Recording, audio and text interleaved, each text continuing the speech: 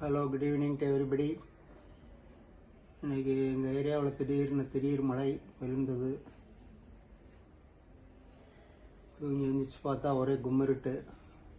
ஜன்னலை திறந்து பார்த்தா ஒரே இருட்டு, மழை மேகங்கள் கூடி கருமேகங்கள் கூடி ஒரே இருட்டாக இருந்துச்சு.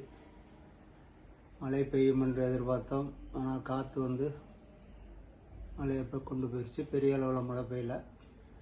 இருந்தாலும் கிளைமேட் ரொம்ப சூப்பராக இருக்குது.